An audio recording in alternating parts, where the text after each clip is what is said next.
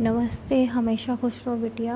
I am JVN Dr. Minakshi, Assistant Professor in Department of Shalakya Tantra in Faculty of Ayurvedic Sciences at Jyoti Vidyapeeth Women's University in Jaipur.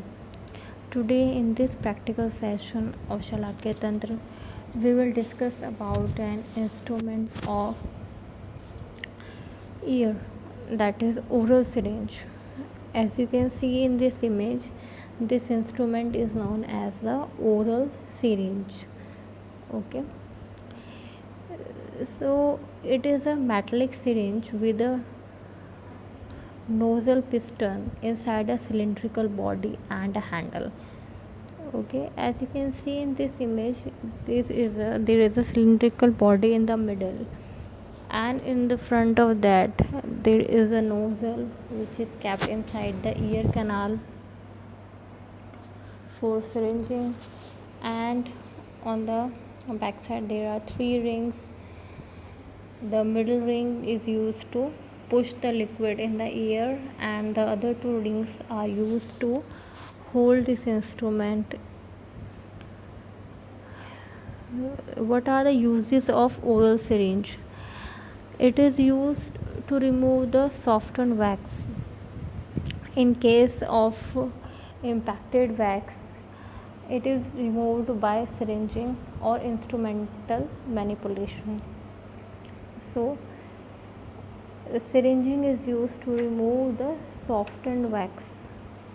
First, we have to soften the wax by putting some oil or drops. Then we should remove the wax from the external auditory canal. The other use of the oral syringe is it is used to remove non-hygroscopic foreign body and small hygroscopic foreign bodies. So what is hygroscopic? Hygroscopic foreign bodies are those which absorb water, they get swollen up. So if there is any non-hygroscopic foreign body in the external auditory canal, then it be removed with the help of the oral syringe, because in oral syringing we introduce water, a liquid in the external auditory canal, and if the foreign body will be hygroscopic, then it will be absorbing the water and it may get impacted inside the external auditory canal. So that's why it is always used to remove the non-hygroscopic foreign bodies. Then what are the contraindications of the oral syringe? The oral syringe is contraindicated in case of perforated tympanic membrane. If the tympanic membrane or the eardrum it is perforated, then the water or the liquid which is used for syringing, it may get passed on to the middle ear and may cause serious infections. So in case of a hole or perforation in the tympanic membrane, we should not use oral syringe, okay, for removing wax or any foreign body. The second thing is otitis externa. In case of the inflammation of the outer ear, we should not use the oral syringe for treatment. Third one is CSF otorrhea.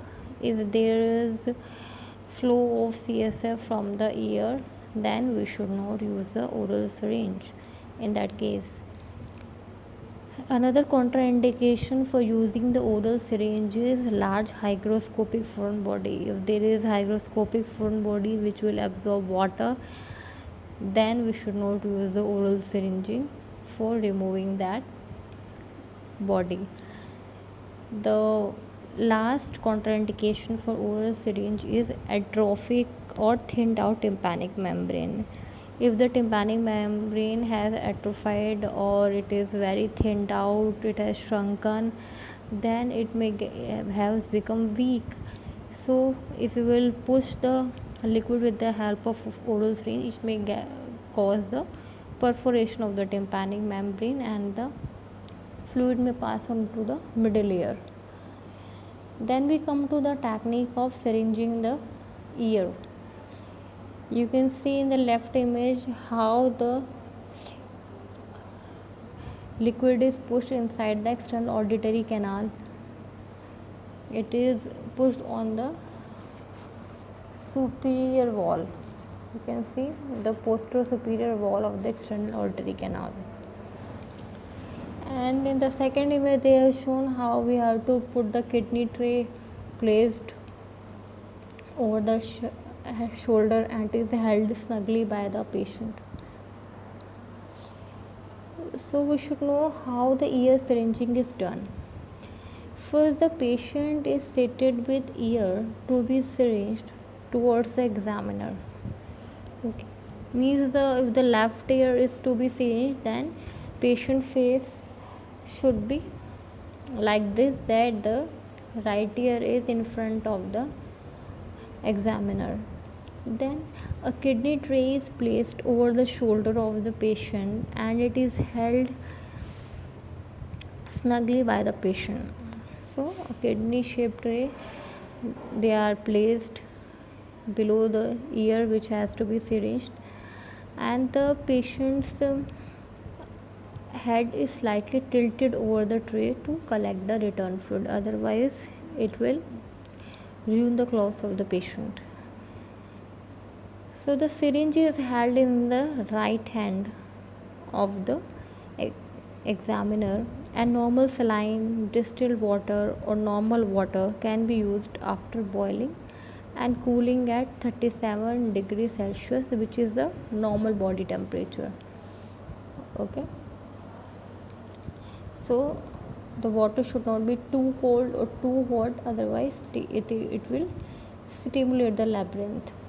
Water has to be cool to body temperature to prevent the labyrinth stimulation, which is also known as the caloric effect, and it may cause the vertigo. Then the pinna is pulled upwards and backwards in adults and downwards and backwards in younger children to straighten the external ear canal. The external ear canal has the two parts, the bony part and cartilaginous part. So, and the path is not straight. To make it straight, we have to pull the pinna upward and backward in adults and downward and backward in younger children. Then the stream of water is directed towards the posterior superior wall of the meters, as we have shown in the image earlier. What is the position of the stream of water? It should be towards the posterior superior wall of the meters, and the pressure of the water build up deeper to the wax and expels the wax out. The ear is made dry with a cotton swab after the procedure, and at the end of this procedure the ear canal and tympanic membrane must be inspected and dried up with a cotton pledget. So now we should know about the complications of the syringing. What are the complications? The first complication is trauma to external canal or tympanic membrane. So if the pressure of the water is so much that it can cause trauma or injury to the external auditory canal, or it may perforate the tympanic membrane. So the jet of water should be towards the posterior superior wall of the meters. Then next is a giddiness, usually temporary. So that stream of water can cause the giddiness. In the rare instances when there is a perforation, irrigation may force water and wax into the middle ear, causing a nidus for infection. Okay, in case of the tympanic membrane perforation, the water may pass on to the middle ear and wax may also go into the middle ear, and it will cause the infection. The last complication of syringing is the vasovagal shock. So this was all about the oral syringe. What are the indications and contraindications of oral syringing? What is the technique of ear syringing? And what are the complications of syringing? So our session of oral syringing completes here. Thank you so much. This session is powered by digital version 2.0 Jyoti Vidyapeeth Women's University. I hope you are satisfied with my digital session. If you have any query, please mention in the comment box. I will resolve it soon. Thank you so much.